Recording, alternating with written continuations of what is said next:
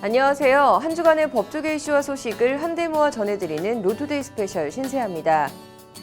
코로나19 확산이 계속되는 가운데 지난 27일 전국 신천지 피해자연대가 신천지 교주 이만희 총회장을 감염병 예방법 위반 및 사기 등의 혐의로 검찰에 고발했습니다. 이만희 교주를 구속하고 신천지 관련 시설들을 압수수색해야 한다는 게 이들의 성토인데요. 서울 서초동 대검찰청 앞에서 열린 기자회견 현장을 다녀왔습니다. 사법행정권 남용 혐의 판사들이 잇따라 무죄 선고를 받고 곧 재판 업무에 복귀한다고 하는데요. 이에 대한 비판의 목소리가 점점 커지고 있습니다. 이에 정치권과 시민단체들이 지난 24일 국회에서 이 법관들의 재판 복귀를 반대하며 탄핵을 촉구하는 기자회견을 열었는데요.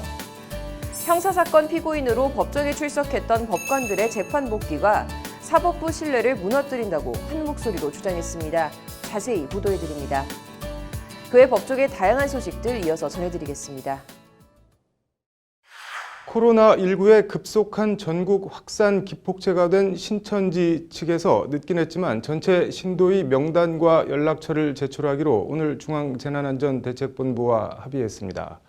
실제 제대로 된 전체 명단과 연락처가 신속히 제출될지는 지켜봐야 할 것 같고요. 이런 가운데 전국 신천지 피해자 연대 모임이 감염병 예방법과 위계에 의한 공무집행 방해 등 혐의로 이만희 신천지 총회장을 모레 검찰에 고발하기로 했습니다. 관련 내용을 장한지 기자가 단독 취재했습니다. 신천지 강제 해체를 요청하는 청와대 국민청원입니다. 코로나19 전국 확산은 신천지의 비윤리적인 교리와 불성실한 협조 태도 때문에 발생한 일이라는 게 청원인의 주장입니다. 청원은 하루 만에 20만 명 넘는 시민들이 동참했고 사흘 만인 오늘 오후 4시 기준 66만 명을 넘어섰습니다. 신천지의 분노한 민심의 단면을 읽을 수 있는 대목입니다. 실제 전체 확진자 가운데 70% 가까이가 신천지와 신천지 이만희 총회장 친형의 장례식이 열렸던 청도 대남병원과 관련된 것으로 확인됐습니다. 그럼에도 신천지 측에서는 사건 초기 신도 정보보호 등을 이유로 동선이나 명단 제공을 거부해 사태를 극도로 악화시켰다는 주장이 나옵니다. 이와 관련 신천지 피해자 측에서 이만희 총회장을 모레 검찰에 고발한다고 법률방송에 밝혔습니다. 내일 모레 지금 기자회견 대검찰청 앞에서 이만희 이렇게 사태를 유발한 국가재난사태까지 유발한 이만희 교주 구속 수사를 하라고 지금 소송대리한테 지금 의뢰해놓은 상태고요. 사태를 이 지경까지 악화시킨 모든 책임은 교주로 행세하며 신도들을 절대적으로 지배하는 이만희 총회장에 있다는 것이 피해자 연대 측의 주장입니다. 교주 회기 1인 체제이기 때문에 모든 이 대처나 대안은 신천지 교주의 동의를 얻지 않고서는 이렇게 되지 않는데 뭐 명단을 제출하랬더니 이름을 빼고 한다든지 이거 주민등록 번호만 이거를 뭐 공개하고 뭐 전화번호를 공개하면서 이름을 내지 않는다는 것은 이거는 국가기관을 우롱하는 행태죠. 니네가 알아봐 이거잖아요. 그럼에도 신천지 신도들은 교주가 자신들을 보호한다는 착각과 환상에 빠져 사태를 제대로 보지 못하고 계속 불확실성과 위험을 키우고 있다는 것이 피해자 연대의 지적입니다. 까지 감추라 그러고 속이라 그러고 해놓고 자기네가 이걸 공개한다는 건 말이 안 되지 않습니까? 그런데 이름은 우리가 안 밝혔다 이런 식으로 그 순진한 사람들이 그걸 또 교주가 우리를 보호한다고 여길 거예요. 이게 보호가 아니잖아요. 그러니까 너무나 사기꾼답게 대처한 것밖에 안 된다는 거예요. 일단 감염병 예방법 제18조는 정당한 사유 없이 역학조사를 거부, 방해 또는 회피하는 행위를 처벌할 수 있도록 하고 있습니다. 신천지가 전체 신도 명단을 제출하기로 오늘 중앙재난안전대책본부와 합의하긴 했지만 그전까지 명단 제출을 거부하거나 중요 정보를 누락하고 제출했다면 처벌할 소지가 있다는 게 법조계의 중론입니다.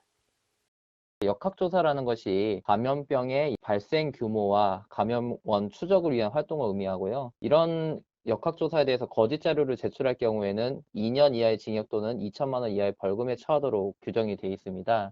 만약 이게 거짓은 아니라 하더라도 일부 누락이라든지 이런 게 있을 경우에는 거짓이 아니다 하더라도 누락도 이제 처벌 대상이 될 수 있다는 거죠. 나아가 잘못된 허위 자료를 제출했다면 위계에 의한 공무집행 방해 혐의도 적용 가능합니다.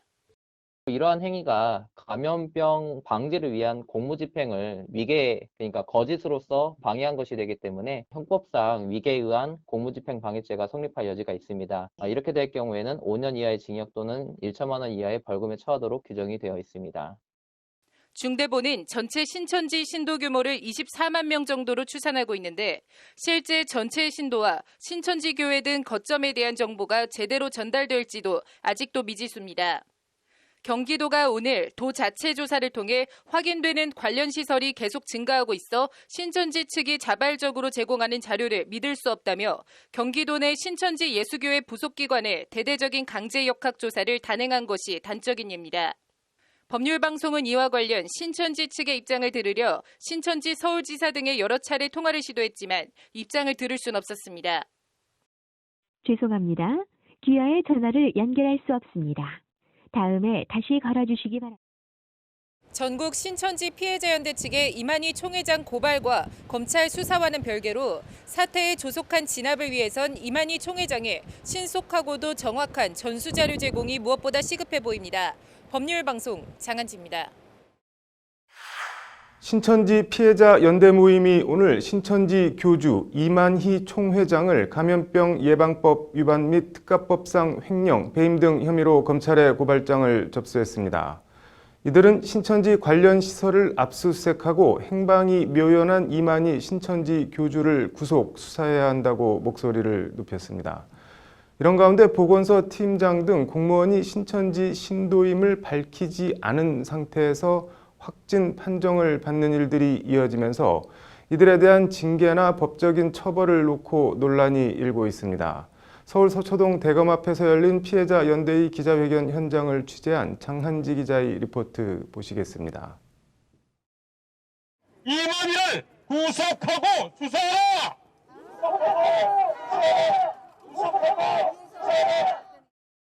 신천지 교주 이만희 총회장이 코로나19 역학조사에 거짓 자료를 제출한 혐의 등으로 검찰에 고발당했습니다. 신천지 피해자들은 고발장에서 신천지가 조직 보호를 위해 집회장과 신도 숫자를 축소해알리는 등 역학조사를 방해하고 있다고 주장했습니다. 전국 신천지 피해자연대 측에 따르면 신천지는 집합본부 12곳, 지교회 60곳, 선교센터 306곳, 사무실 103곳, 기타 특수비밀영업장 1048곳 등 모두 1529곳으로 집계했습니다. 신도수는 작년 12월 기준 23만 9,353명, 여기에 입교 대기자도 약 7만 명 정도 더 있는 것으로 파악하고 있습니다. 신천지가 보건복지부에 제출한 신도 명단 21만 명과 홈페이지를 통해 공개한 전국 신천지 교회와 부속기관 1,100곳과는 차이가 많이 납니다. 사회비종교 집단 신천지의 반사회적이고 비윤리적인 조직적이고 비밀스러운 사기 포교 형태와 코로나19 전염병으로 인한 망국적인 사태를 초래한 신천지 교주 구속 수사를 추가 고발을 하기에 이르렀고, 피해자연대는 또 이만희 총회장을 특가법상 횡령, 배임 등 혐의로도 고발했습니다. 이만희 총회장이 재산을 형성할 능력이 없는 자임에도 자신과 과거 자신의 내연녀 명의로 100억 원대 부동산을 취득한 과정에 횡령이 의심된다는 것이 피해자연대의 주장입니다. 이들은 구체적으로 평화의 궁전으로 불리는 경기 가평군 고성리 신천지연수원, 가평군 선촌리 별장, 가평군 청평리와 경북 청도군 현리리 일대 토지 건물 등을 문제 삼았습니다.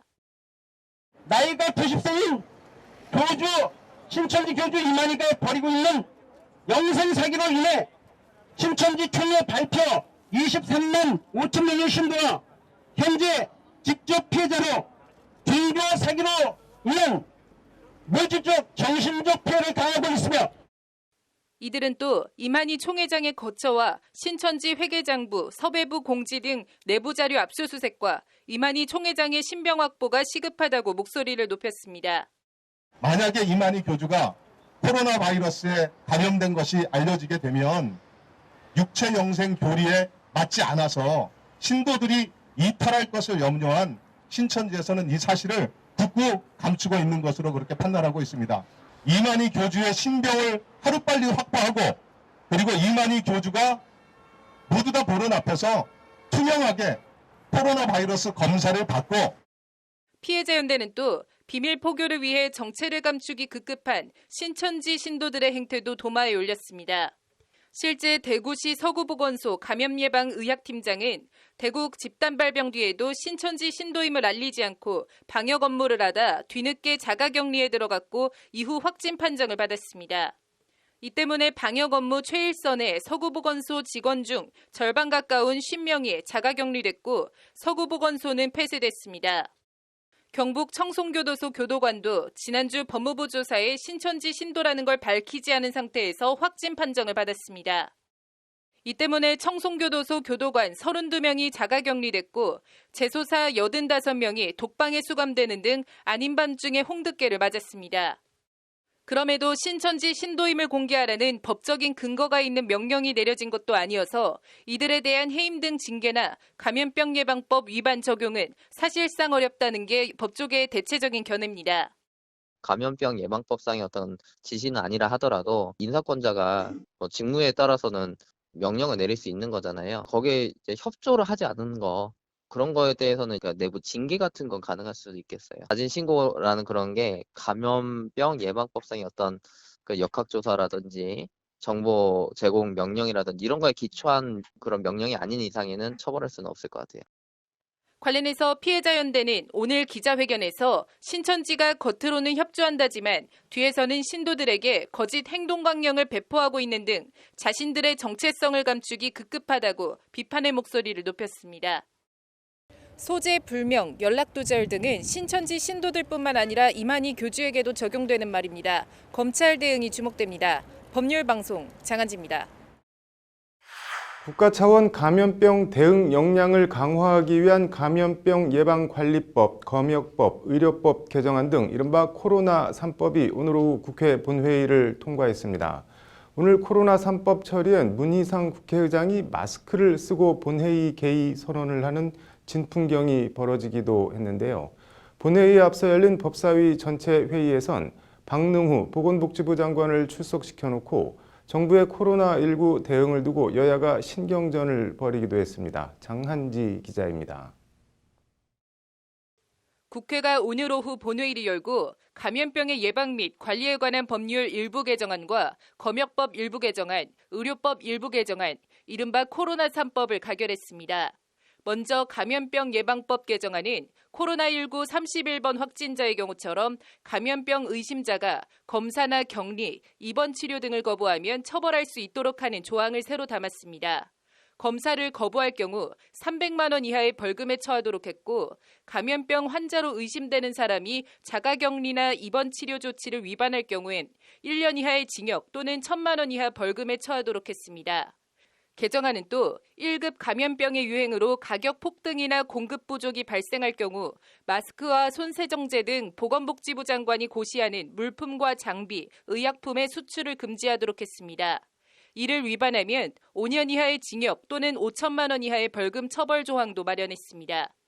개정안은 이와 함께 감염병 유행으로 주의 이상의 경보가 발령될 경우 어린이나 65세 이상 노인 등 감염 취약계층에 마스크 지급 등을 할 수 있도록 했습니다. 복지부 소속 역학조사관 인력도 현행 30명 이상에서 100명 이상으로 대폭 증원됩니다.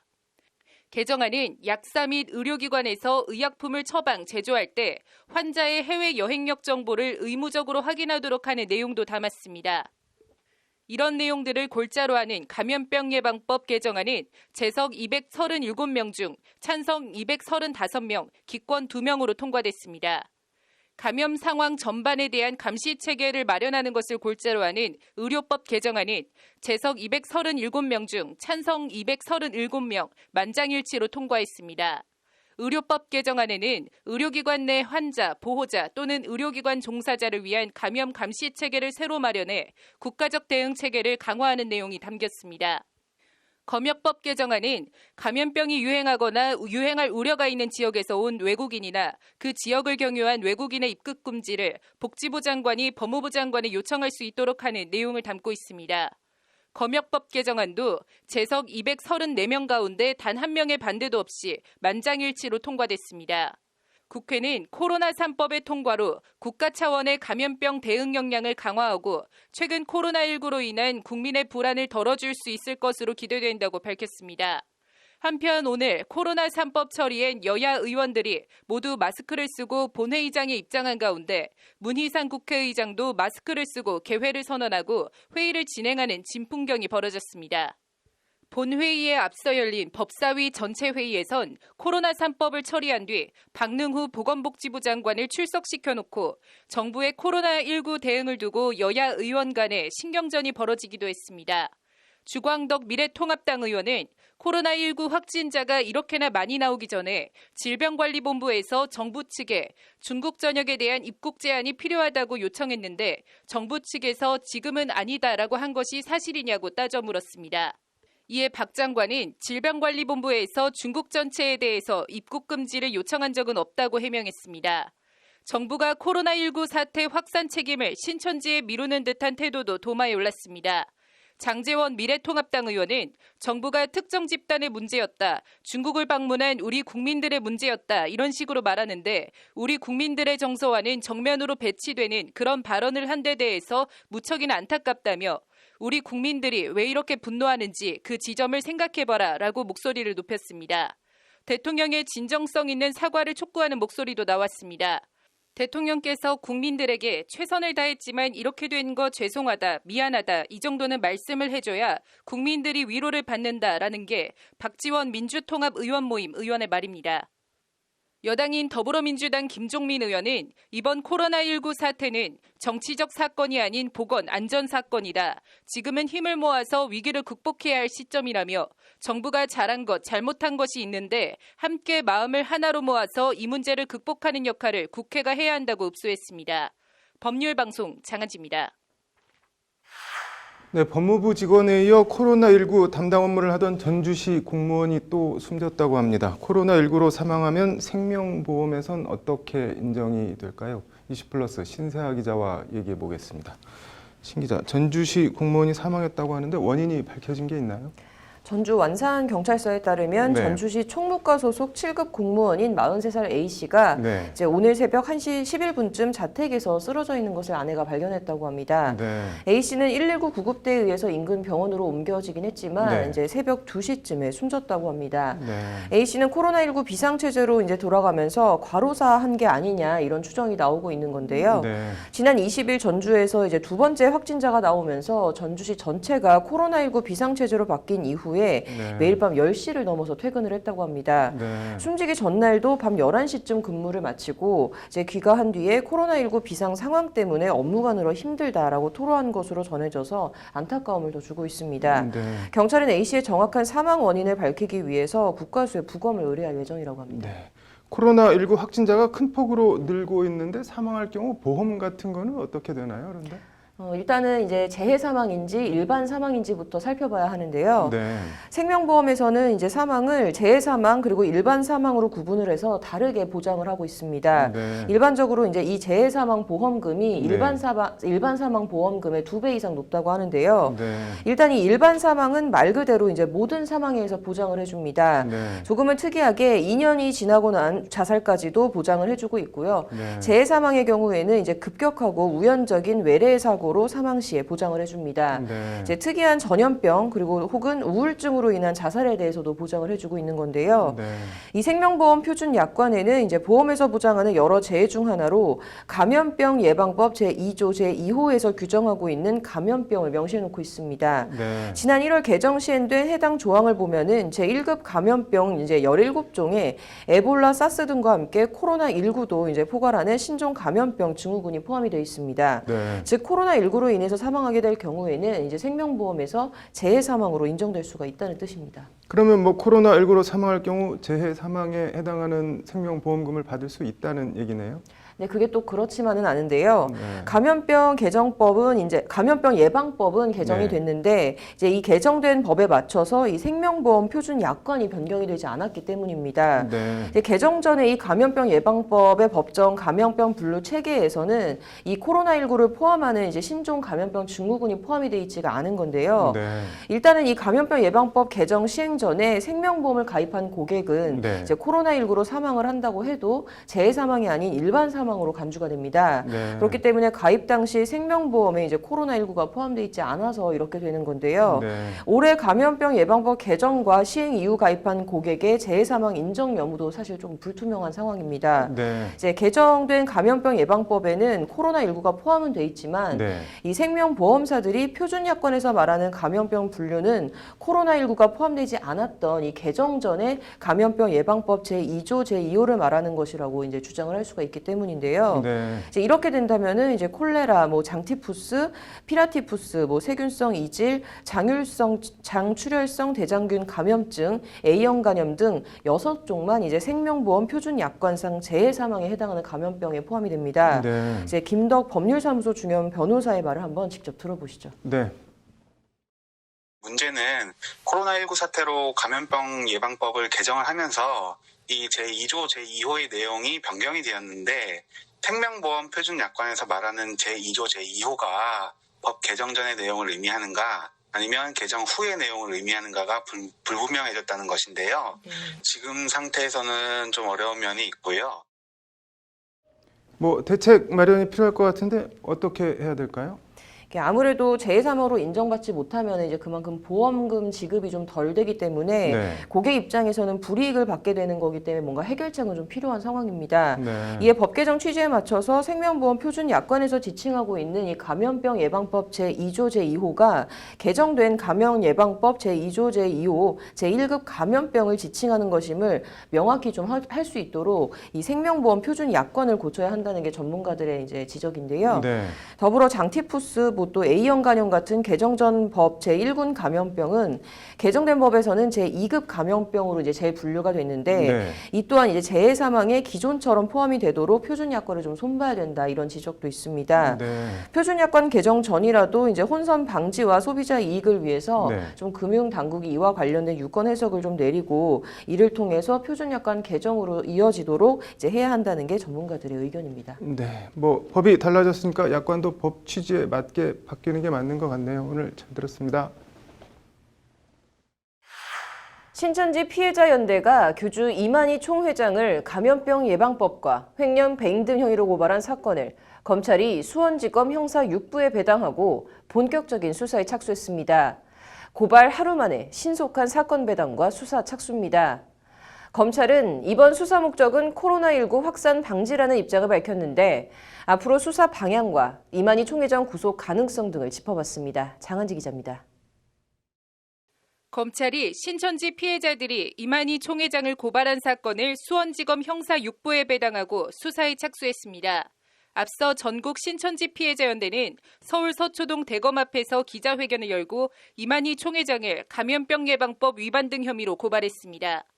신천지가 위장교회와 비밀센터 429곳, 입교대 기자 7만 명, 주요 인사들 명단은 공개하지 않는 등 조직 보호를 위해 정부의 코로나19 역학조사를 방해하고 있다는 것이 피해자연대의 주장입니다. 신천지는 오늘 교육생 6만 5,127명의 명단을 추가로 정부에 제출했습니다. 검찰은 우선 현재까지 정부에 제출되지 않은 집회 장소 및 신도 명단 등을 파악하는 데 주력할 방침입니다. 검찰 관계자는 수사 내용에 대해서는 밝힐 수 없다면서도 이번 수사의 목적은 코로나19 확산 방지라는 점을 분명히 했습니다. 관련해서 소재가 묘연한 이만희 총회장을 검찰이 구속 수사할지 여부에도 관심이 모이고 있습니다. 대검찰청은 어제 전국 일선검찰청에 코로나19 관련 사건 엄단 지시 및 사건 처리 기준 등 전파 공문을 내려보냈습니다.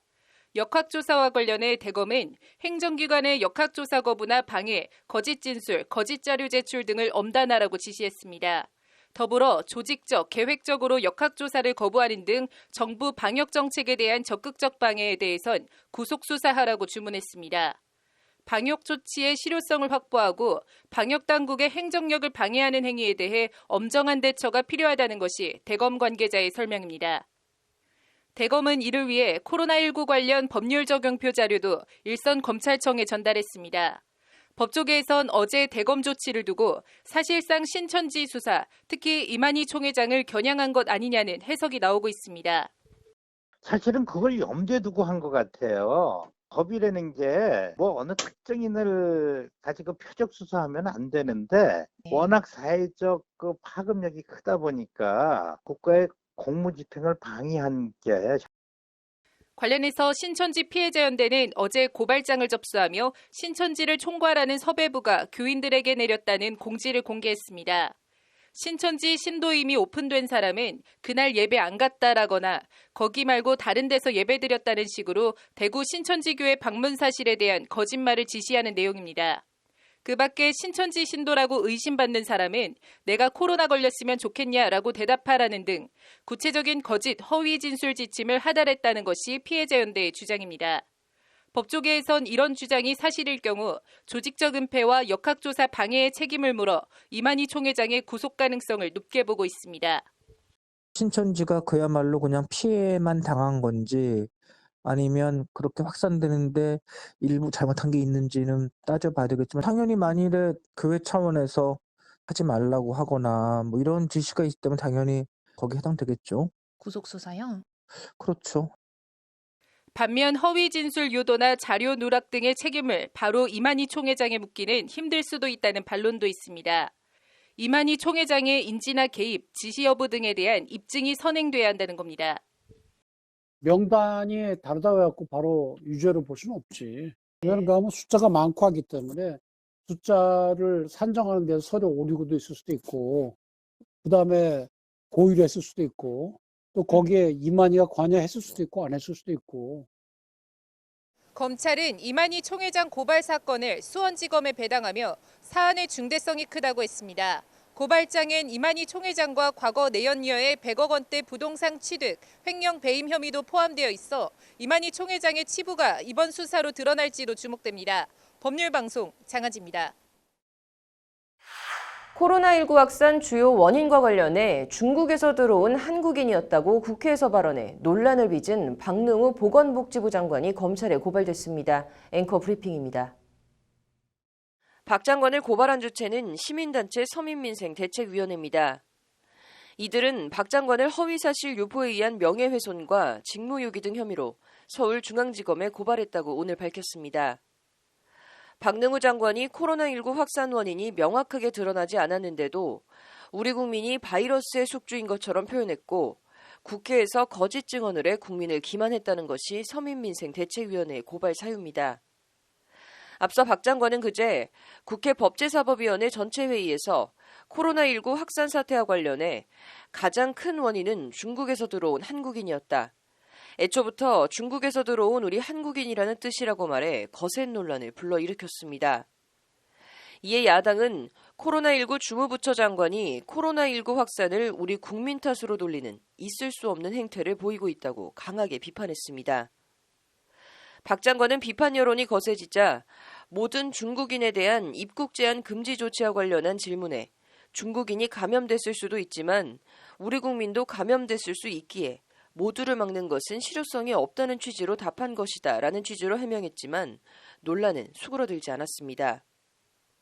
오늘 고발과 관련해서 일단 허위사실 유포에 의한 명예훼손은 성립하기 어렵다는 것이 법조계의 대체적인 견해입니다. 먼저 피해자 특정 부분이 있습니다. 명예훼손이 성립하려면 피해자가 특정되어야 하는데 중국에서 들어온 한국인 발언으로는 피해자가 특정되지 않는다는 지적입니다.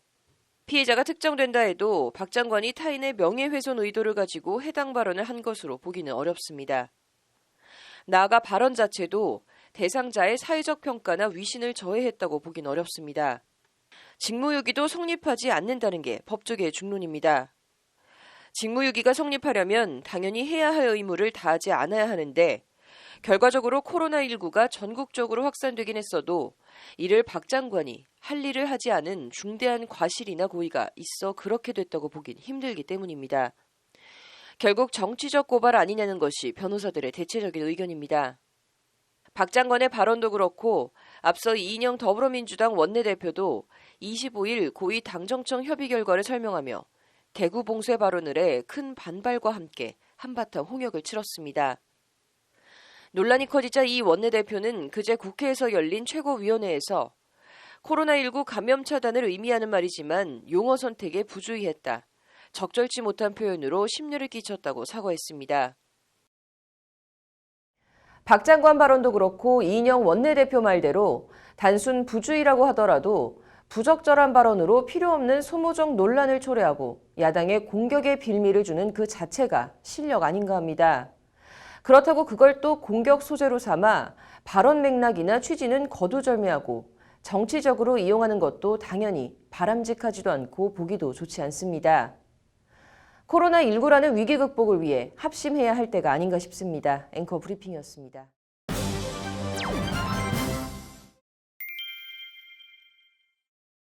사법행정권 남용 사법농단 연루 혐의로 기소된 판사 8명 가운데 7명이 다음 주부터 재판 업무에 복귀합니다. 유죄 확정 판결을 받은 건 아니지만 형사사건 피고인이 재판장석에 앉아 다른 사람을 재판하는 걸 어떻게 봐야 할까요?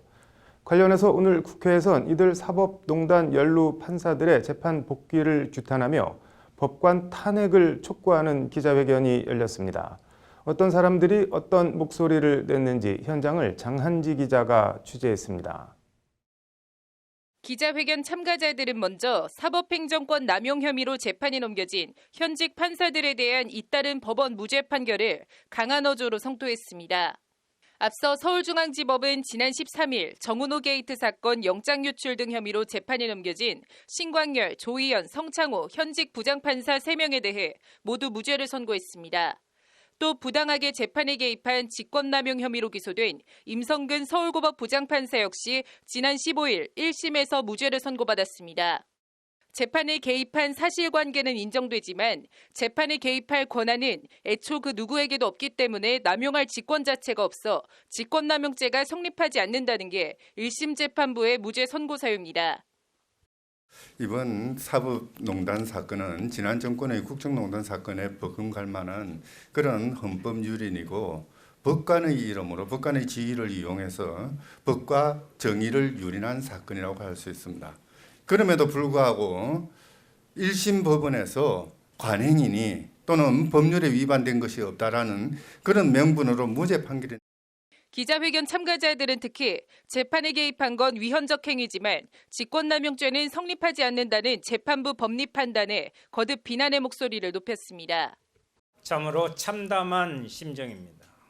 검찰개혁을 위해 공수처법을 제정하고 검경수사권 조정 관련법을 개정하는 동안 사법개혁의 또 다른 축인 법원개혁은 한 걸음도 나아가지 못하고 있었습니다.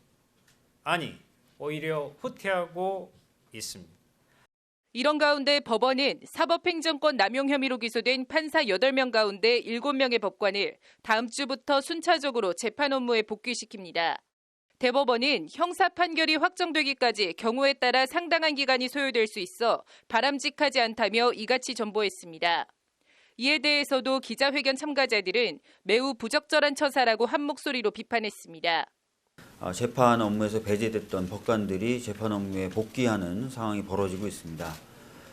이런 흐름에 좀 경고를 하고 사법부 신뢰를 높이기 위해서 사법농단 관여된 법관들의 재판 복귀를 비판하고 앞서 김명수 대법원장은 사법농단 연루 판사들에 대한 검찰 기소 당시 피고인으로 형사재판을 받게 된 법관이 다른 한편으로 재판 업무를 수행한다는 것 자체만으로도 국민들의 사법 신뢰에 부정적인 영향을 미칠 수 있다며 이들에게 사법연구를 명한 바 있습니다.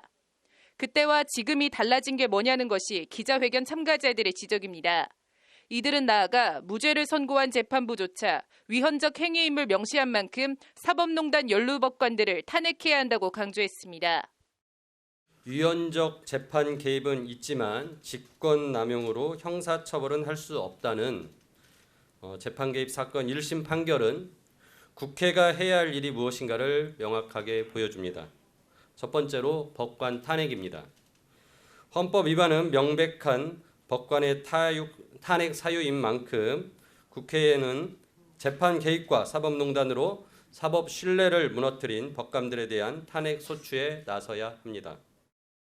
기자회견에 동참한 대한신당 박지원 의원도 재판 복귀는 절대 있어서는 안 된다며 사법농단과 관계된 과거사 사건들에 대한 현 대법원의 전향적 판결을 촉구했습니다.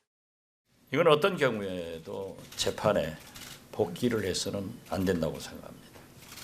그리고 이 자리를 빌려서 한 가지 말씀드릴 것은 지금 현 문재인 정부의 대법원의 계류적인 긴급조치 구호 위반자들에 대해서 1심, 원심을 존중해달라. 이것이 사법농단 법관들을 응징하는 하나의 길이다. 이렇게 말씀드립니다. 기자회견에 동참한 민변은 법관 탄핵과 더불어 사법농단 피해자들에 대한 피해 회복에도 국회가 역할을 해줄 것을 당부했습니다. 재판 거래의 당사자가 된 피해자들이 분명히 있습니다. 이들에 대한 피해 회복에 대한 논의는 시작조차 하지 못하고 있습니다. 21대 국회에서는 이들에 대한 피해 회복에 대한 논의도 활발히 진행해 주시기. 정치권과 시민단체의 비난과 반발에도 김명수 대법원장이 법관 인사를 다시 하지 않는 한 사법행정권 남용 혐의 판사들이 재판장석에 앉는 모습은 조만간 현실화할 것으로 보입니다. 사법농단 연루 유무죄를 떠나 형사재판의 피고인으로 출석하고 있는 법관들이 재판 업무에 복귀하는 것이 타당한지를 놓고 논란은 계속될 것으로 보입니다. 법률방송 장한지입니다. 국민의당 안철수 대표가 4.15 총선에서 지역구 후보를 내지 않고 비례대표 후보만 내겠다고 오늘 밝혔습니다. 미래통합당과 사실상 선거 연대를 시사한 행보로 풀이됩니다. 이런 가운데 4.15 총선 더불어민주당 예비후보 부적격 판정을 받았던 정봉주 전 의원은 오늘 비례대표 정당인 가칭 열린민주당을 창당한다고 밝혔는데요. 각자 갈 길들 가는 모양새입니다. 유재강 기자입니다. 안철수 국민의당 대표가 오늘 오전 국회 정론관에서 기자회견을 열어 국민의당은 이번 총선에서 253개 지역 선거구에 후보자를 내지 않기로 했다고 밝혔습니다. 안 대표는 오늘의 결정이 이번 총선에서 전체 야권의 승리를 이끌어낼 수 있다고 확신한다며 이같이 밝혔습니다. 전체 야권의 승리를 언급한 안 대표의 오늘 발언은 미래통합당과 사실상 반문 선거연대를 시사한 발언으로 풀이됩니다. 대한민국이 이대로 가서는 안 된다고 생각하는 국민들께선 지역 선거구에서 야권 후보를 선택해 문재인 정권을 심판해 주시고 정당 투표에서는 가장 깨끗하고 혁신적이며 미래지향적인 정당을 선택해 반드시 대한민국의 정치를 바꿔달라는 게 안 대표의 말입니다. 정당 이름을 특정하진 않았지만 사실상 지역구 투표는 미래통합당에, 비례대표 투표는 국민의당에 해달라는 읍소입니다. 그동안 미래통합당과의 통합이나 연대에 대해 통합도 연대도 없다며 선을 그어왔던 안 대표가 반문 선거연대로 돌아선 건 답보 상태를 벗어나지 못하는 지지율 때문으로 풀이됩니다. 안 대표는 그러면서 측근 의원들에 대해선 팔과 다리를 떼어내는 심정이라며 부담 가지지 말고 스스로의 정치 진로를 결정하시라고 말했습니다. 미래통합당에 입당해 지역구에 도전하든 국민의당에 남아 비례대표 순번을 받든 각자 알아서 결정하라는 취지로 풀이됩니다. 이런 가운데 정봉주 전 더불어민주당 의원은 오늘 오전 서울 여의도의 한 호텔에서 기자회견을 갖고 비례대표 전용 가칭 열린민주당 창당을 선언했습니다. 정 전 의원은 꼭 가야 할 길을 선택했다. 제가 말했던 제3의 길은 종국적으로 통합 비례 정당을 만드는 것이었다며 이같이 선언했습니다. 과거 열린우리당과 더불어민주당을 반반씩 섞어놓은 열린민주당 당명을 의식한 듯 정 전 의원은 노무현 문재인 대통령의 정신을 계승하겠다는 것이 당 이름으로 나타난 것이라고 밝혔습니다. 정 전 의원은 그러면서도 민주당 위성정당 논란에는 아니다고 선을 그으며 민주당과 무관하게 절실함 때문에 움직이는 그룹들과는 가급적 다 만나보고 민주 진보 진영 내 분열은 없도록 할 것이라고 강조했습니다. 정 전 의원은 그러면서 열린민주당의 성공을 위해 자신은 비례대표 순번에 포함되지 않을 것이다. 이번 21대 총선에서 국회에 들어가는 일은 없다고 딱 잘라 말했습니다. 정 전 의원이 민주당과 무관함을 강조한 가운데 열린민주당 창당준비위원장을 맡은 이근식 전 행정자치부 장관은 우리가 온갖 비난과 돌팔매를 맞으며 결행하겠다. 열린민주당이 문 대통령을 지키고 그 성공의 길에 온몸을 던지겠다고 강조했습니다. 민주당 관계자는 당이 정 전 의원과 교감한 것이 아니라는 것은 확실하다고 말했습니다. 진중권 전 동양대 교수는 이와 관련 페이스북에 망할 짓만 골라서 한다. 민주당과 물밑에서 끝났나 보다. 저런 얄팍한 수로 국민을 속일 수 있다고 믿는지. 고로 결론은 다시 한번 민주당은 빼고라고 적었습니다. 지역구를 포기하고 비례대표에 올인한 안철수 국민의당 대표와 민주당 위성정당 논란에도 열린민주당을 출범시킨 정봉주 전 의원이 원하는 소기의 목적을 달성할 수 있을지 4.15 총선 결과의 한 관전 포인트가 될 것으로 보입니다. 법률방송 유재광입니다. 네, 더불어민주당 안팎에서 비례대표용 위성정당 창당설이 불거지면서 이 위성정당에 대해 이런저런 말들이 나오고 있습니다. 오늘 이호영 변호사의 뉴스와법에선 선거법 얘기 한번 해보겠습니다. 이 변호사님 어서 오십시오. 네, 안녕하세요.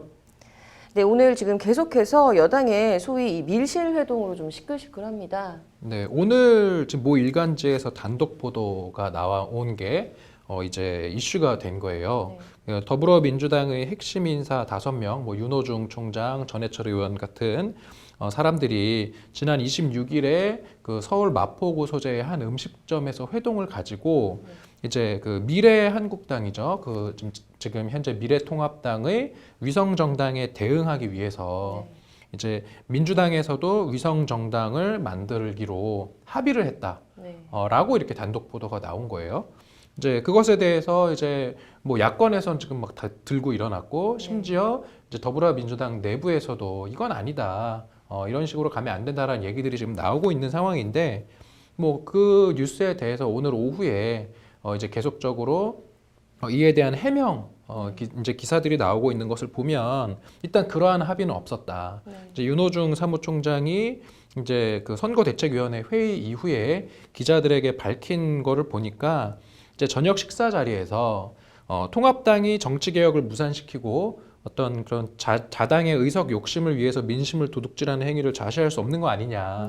이러한 이야기들이 오간 거는 맞는데 그렇다고 해서 민주당이 위성정당을 만들자 이렇게 합의를 한 것은 전혀 사실이 아니다. 이렇게 지금 선을 그은 상황입니다. 네, 좀 이 얘기들을 좀 더 자세하게 살펴보려면 일단 이 공직선거법 개정안에 대한 얘기부터 좀 먼저 짚고 넘어가야 할 것 같아요. 네, 지금 이 공직선거법 개정안은 그 작년이죠. 작년에 그 4+1 협의체라고 이제 소위 불려지는 정당의 교섭단체의 이제 연합체에서 이제 고위공직자 범죄수사처법과 이제 연동을 해서 패스트트랙에 이제 안건으로 올려서 신속 처리 안건으로 이제 처리가 된 그런 법인데 이제 애초에 논의되었던 연동형 비례대표제와 비교했을 때는 다소 후퇴한 법인 것은 맞아요.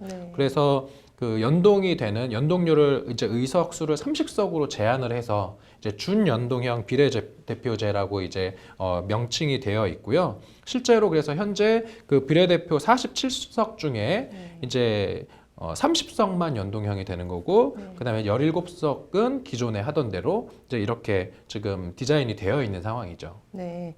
근데 이 준연동형 비례대표제가 조금 애초 취지와 지금 맞게 가고 있는 상황인 겁니까? 근데 이제 조금 그런 것 같지는 않아요. 이제 애초의 취지는 이제 국민의 어떤 정당에 대한 지지 그 율과 그다음에 실제 정당의 의석수에 괴리가 있었거든요.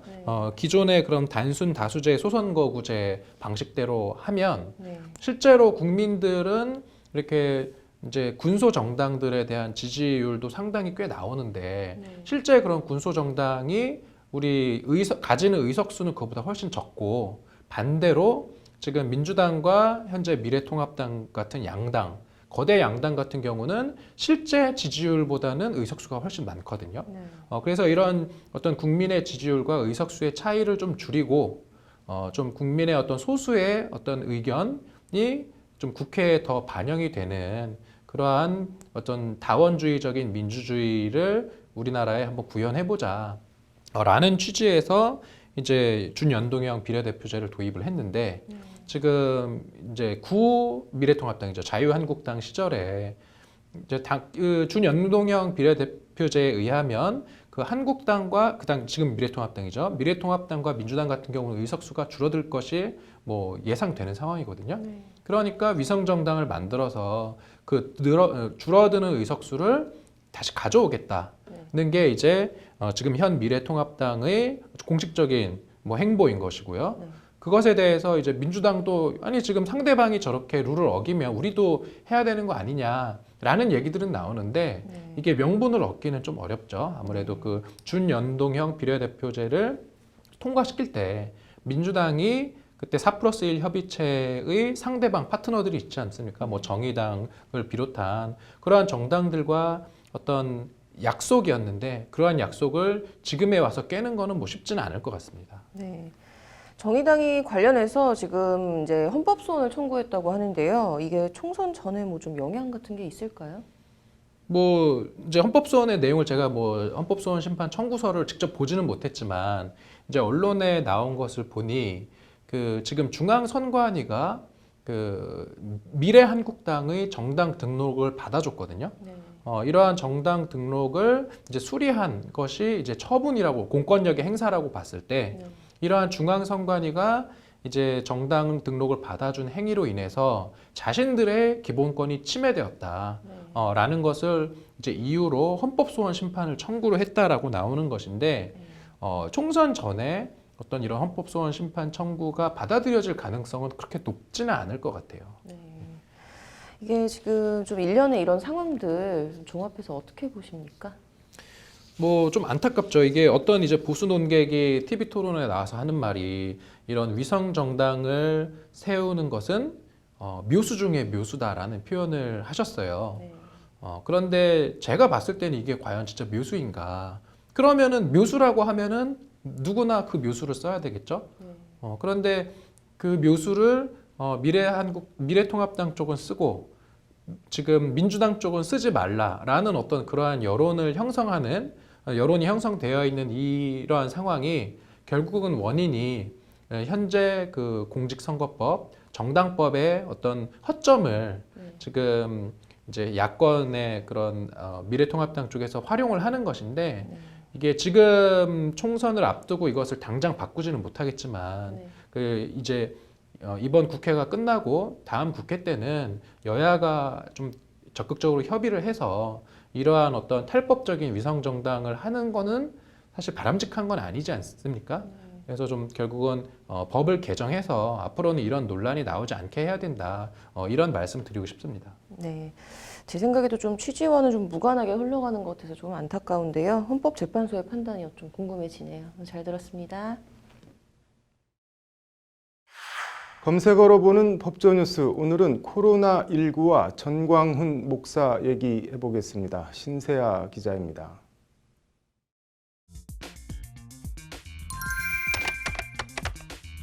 아홉 번째 사망자가 나오는 등 코로나19 사태가 확산 일로를 걸으며 포털 사이트 실시간 검색어 1위에서 10위까지 전부 코로나19 관련 검색어로 채워졌습니다.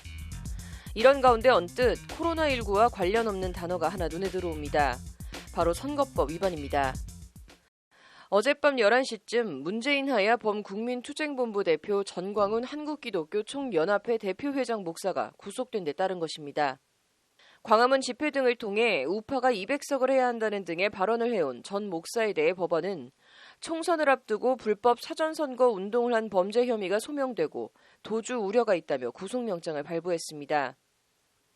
법원의 영장 발부에 전 목사 골수 지지자들은 자유수호를 외치는 일이 왜 공정선거 저해냐, 정치적 목적의 탄압이다라고 강하게 반발하고 있습니다. 반면 인터넷엔 전광훈 목사의 행동은 종교의 자유가 아니라 방종이다. 전광훈을 목사라 부르면 목사님들 99%는 불쾌할 것이다 라는 등 전 목사를 성토하는 글들도 쇄도하고 있습니다. 전 목사의 행보가 더 큰 구설과 논란이 되고 있는 것은 코로나 전국 확신 시국에 좀 하지 말고 자제하라는 광화문 광장 집회를 주말마다 강행하고 있기 때문입니다. 이는 전 목사 지지층 사이에서도 비판이 쏟아지고 있습니다. 내가 아무리 전 목사 지지자라 해도 굳이 광화문 집회를 강행해야 하나 저런 것까지 쉴드치기는 힘들다는 식의 비판입니다. 그럼에도 전 목사는 전혀 개의치 않는 모습입니다. 서울시의 광장 사용 불허 통보에도 지난 22일과 23일 토일 이틀 연속 광화문 광장에서 대규모 집회를 강행한 전 목사는 집회에서 야외 집회 참가한다고 코로나 안 걸린다. 걸려도 집회 오면 다 낫는다는 식의 발언을 여과 없이 쏟아냈습니다. 전 목사는 심지어 주님이 설령 안 고쳐주셔도 괜찮다. 우리의 목적지는 하늘나라라는 말까지 하며 이번 주말 예정된 집회 참가를 독려했습니다. 이에 서울시는 어제 전광훈 목사 등 관계자 10명을 감염병 예방 및 관리에 관한 법률 위반 혐의로 종로경찰서에 고발했다고 밝혔습니다. 서울시는 이와 함께 채증 자료를 분석해 집회 참가자들을 추가 고발할 방침입니다. 감염병 예방법은 감염병 확산을 방지하기 위한 출입금지나 이동 제한 조치에 불응할 경우 300만 원 이하 벌금에 처할 수 있도록 하고 있습니다. 관련해서 김덕 법률사무소 중현 변호사는 전 목사가 집회 주동자임은 기정사실인 만큼 벌금형 약식명령이 나올 것 같다고 예상했습니다. 한국기독교총연합회 대표회장인 전광훈 목사에게 벌금 300만 원이 얼마나 부담이 될지 처벌로 인식을 하기는 할지는 잘 모르겠습니다. 전 목사는 어제 법원 영장실질심사에 출석하면서도 보란듯이 마스크를 쓰지 않고 코로나19가 야외 집회에서 감염된 적이 없다고 목소리를 높였습니다. 전 목사는 그러면서 어제 종로경찰서 유치정으로 이송되면서도 취재진에 3.1절 대회만큼은 해야 될 것 같다고 말했고 전 목사가 이끄는 범투본 측은 전 목사 구속과 상관없이 오늘 29일과 3월 1일 3.1절 집회를 계획대로 강행하겠다는 뜻을 밝혔습니다. 범투본은 오늘도 청와대 사랑채 옆에서 비가 내리는 와중에도 600여 명이 참석한 가운데 오전 11시부터 야외 예배를 진행했습니다. 예배인지 집회인지 애매하지만 야외 예배에 참석한 주옥순 엄마부대 대표는 문재인 정권이 3.1절 국민대회를 막기 위해 전 목사를 구속한 것이라며 우리는 반드시 승리할 것이라고 목소리를 높였습니다. 연단에 오른 조나단 목사도 전 목사의 구속에 대해 전 목사는 이 고난을 통해 더 밝게 빛날 것이라고 말했습니다. 더 밝게 빛나는 것은 좋은데 누구를, 무엇을 위한 더 밝게 빛남인지는 잘 모르겠습니다. 집회를 열고자 하는은 모르지 않지만 지금은 국민의 생명과 안전이 그 무엇보다 우선돼야 할 때다. 가급적 모든 집회를 자제해 주실 것을 당부드린다. 전광훈 목사가 총선에서 황교안 대표를 중심으로 뭉쳐야 한다고 한 그 황교안 대표가 어제 미래통합당 최고위원회에서 한 말입니다. 전 목사의 일련의 행보와 어제 한 말만 봐도 별 효과는 없어 보이지만 말입니다. 그나저나 감염병 예방법 조치를 위반하면 벌금이 아닌 징역형까지 처할 수 있도록 하는 감염병 예방법 개정안은 처리를 하는 건지 마는 건지 모르겠습니다. 검색어로 보는 법조뉴스 신세아입니다. 문재인 대통령에게 경기가 거지 같다는 직설적인 발언을 한 전통시장 상인이 쏟아지는 악성 댓글과 협박을 견디다 못해 경찰에 도움을 요청했다고 합니다. 앵커 브리핑입니다. 지나친 소비심리 위축을 좀 누그러뜨리기 위해 지난 9일 충남 아산의 전통시장을 찾은 문 대통령은 한 반찬가게 상인에게 다가가 인사한 뒤 좀 어떠세요? 라고 물었습니다. 이에 상인 A씨는 거지 같아요. 너무 장사 안 돼요. 진짜 어떻게 된 거예요? 점점 경기가 너무 안 좋아요. 울게 생겼어요. 라고 말했습니다. 답답하고 안타까운 마음을 직설적으로 표현한 건데 너무 직설적이었는지 당시 화면을 보면 문 대통령은 살짝 당황한 기색을 보이기도 했습니다. 해당 영상이 유튜브 등에 공개되면서 이 상인은 문재인 대통령 지지자들의 분노를 샀고 곧바로 이른바 신상털기 표적이 됐습니다. 이 상인의 가게 상호명과 주소, 휴대폰 번호 등이 소셜미디어와 인터넷 커뮤니티에 공개됐고 삽시간에 퍼날라졌습니다. 그리고 인신공격성 글들과 함께 비난과 사실상 협박 전화들이 상인에 쇄도했습니다.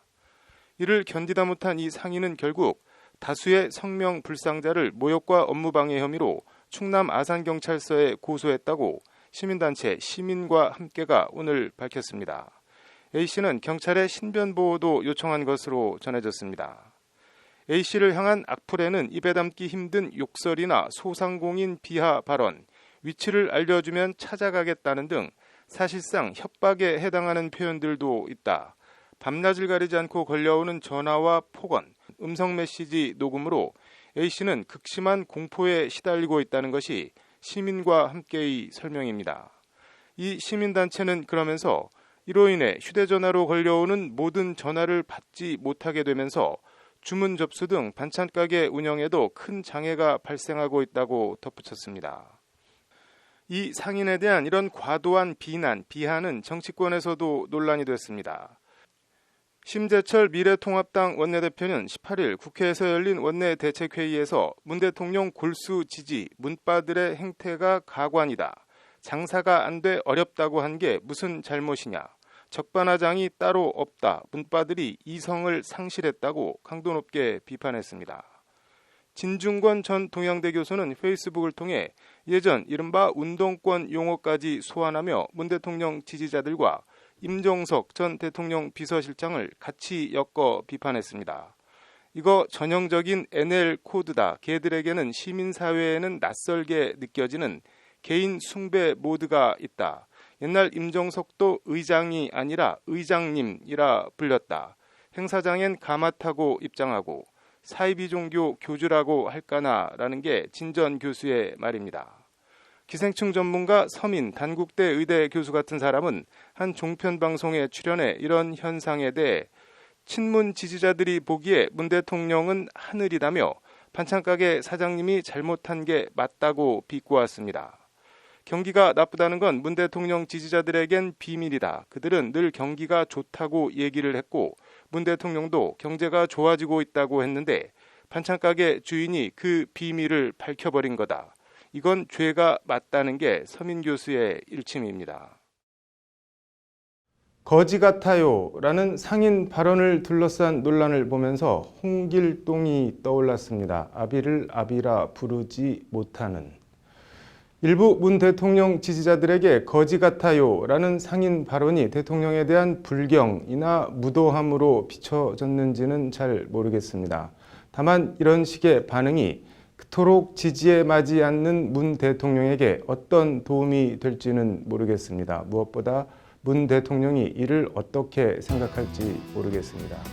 언제나 지나침은 모자람만 못한 것 같습니다. 앵커 브리핑이었습니다.